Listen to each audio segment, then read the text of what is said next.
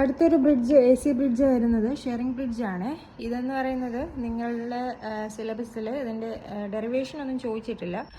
അപ്പം ഇത് യൂസ് ചെയ്യുന്നത് കപ്പാസിറ്റൻസ് മെഷർ ചെയ്യാൻ വേണ്ടിയിട്ടാണ്. This bridge is used to measure the capacitance of the capacitor, dissipation factor and measurement of relative permittivity. ഇപ്പോൾ relative പെർമിറ്റിവിറ്റിയും അതേപോലെ കപ്പാസിറ്റൻസും കണ്ടുപിടിക്കാൻ വേണ്ടിയിട്ടാണ് ഈ പറഞ്ഞ ബ്രിഡ്ജ് നമ്മൾ ഉപയോഗിക്കുന്നത്. ഒരു വ്യത്യാസം എന്താണെന്ന് വെച്ചാൽ, നേരത്തെ നമ്മൾ മാക്സ്വെൽസ് ബ്രിഡ്ജിനകത്ത് ഇൻഡക്ടർ പറഞ്ഞെടുത്ത് ഇവിടെ വെക്കുക കപ്പാസിറ്റൻസ് ആണ്, കപ്പാസിറ്ററാണ്, രണ്ട് കപ്പാസിറ്റർ. നേരത്തെ ഇൻഡക്ടർ പറഞ്ഞ സമയത്ത് 2 ഇൻഡക്ടർ ഉള്ളായിരുന്നു, പക്ഷേ ഇവിടെ ഒരു കപ്പാസിറ്ററും കൂടി വേണം. അപ്പോൾ 3 കപ്പാസിറ്റർ വേണം. ഇവിടുത്തെ കപ്പാസിറ്ററിന് പാരലായിട്ടാണ് റെസിസ്റ്റർ വെച്ചിട്ടുള്ളത്. ഓക്കെ, അതാണ് വ്യത്യാസം. ഈ പറഞ്ഞ ഫിഗർ വരയ്ക്കാനായിട്ട് പ്രീവിയസ് ഇയർ ക്വസ്റ്റ്യൻ പേപ്പറിൽ ചോദിച്ചിട്ടുണ്ട്, ഇതിൻ്റെ ബ്രിഡ്ജ് സർക്യൂട്ട് ചോദിച്ചിട്ടുണ്ട്. ഓക്കെ, പിന്നെ അത് കഴിഞ്ഞ് റിലേഷൻ വരിക, capacitor കണ്ടുപിടിക്കുന്നതിൻ്റെ relation C1 = C2 × R4/R3 എന്നാണ് വരുന്നത്. C1/C2 = R4/R3 എന്നാണ് ഇവിടെ റിലേഷൻ വരിക. അത് ഓർത്തിരുന്നാൽ മതി കേട്ടോ. ഇനി വരുന്നത് ഡൈനാമോമീറ്റർ ടൈപ്പ് വാട്ട് മീറ്റേഴ്സാണ്. വാട്ട് മീറ്ററിനകത്ത് വാട്ട് മീറ്റർ യൂസ് ചെയ്യുന്നത് ഡൈനാമോമീറ്റർ ടൈപ്പ് വാട്ട് മീറ്ററാണ്.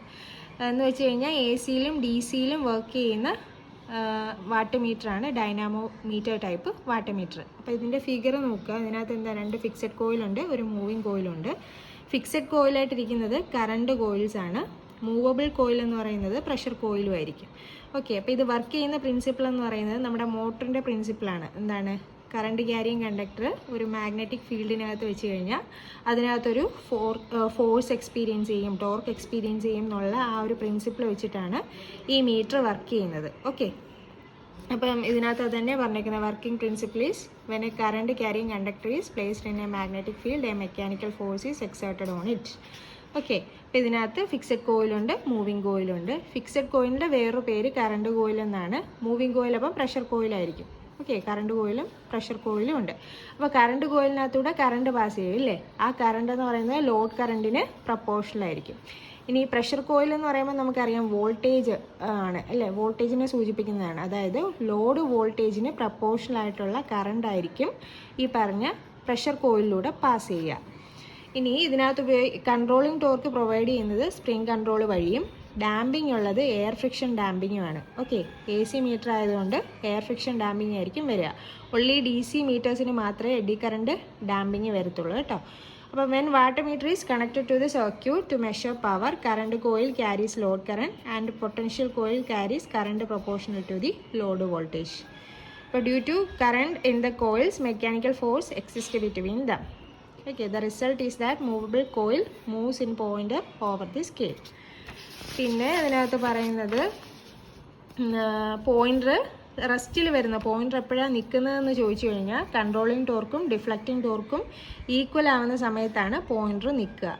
പിന്നെ AC ആയതുകൊണ്ട് കറണ്ട് എന്ത് ചെയ്യും, പോസിറ്റീവ് സൈക്കിളും നെഗറ്റീവ് സൈക്കിളും ഉണ്ട് അല്ലേ. അപ്പോൾ കറണ്ട് റിവേഴ്സ് ചെയ്യുന്ന സമയത്ത് കറണ്ട് കോയിലിലെയും മൂവബിൾ കോയിലിലെയും കറണ്ടിൻ്റെ ഡയറക്ഷൻ ചേഞ്ച് ചെയ്യും.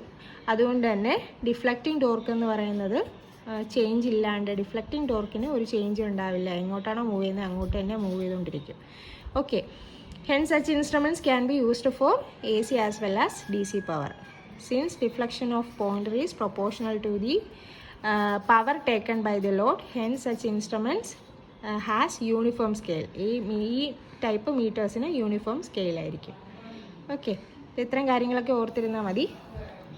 ഫിക്സഡ് കോയിൽ എന്ന് പറയുന്നത് കറണ്ട് കോയിലാണ്. മൂവബിൾ കോയിൽ എന്ന് പറഞ്ഞാൽ പ്രഷർ കോയിലായിരിക്കും. കറണ്ട് കോയിലിനകത്തൂടെ കറണ്ട് പാസ് ചെയ്യും. ആ കറണ്ട് എന്ന് പറയുന്നത് പ്രൊപ്പോർഷണൽ ടു ലോഡ് കറണ്ടാണ്. മൂവബിൾ കോയിൽ എന്ന് പറയുന്നത് അതിനകത്തൂടെ പാസ് ചെയ്യുന്ന കറണ്ട് എന്ന് പറയുന്നത് പ്രൊപ്പോർഷണൽ ടു ലോഡ് വോൾട്ടേജ് ആയിരിക്കും.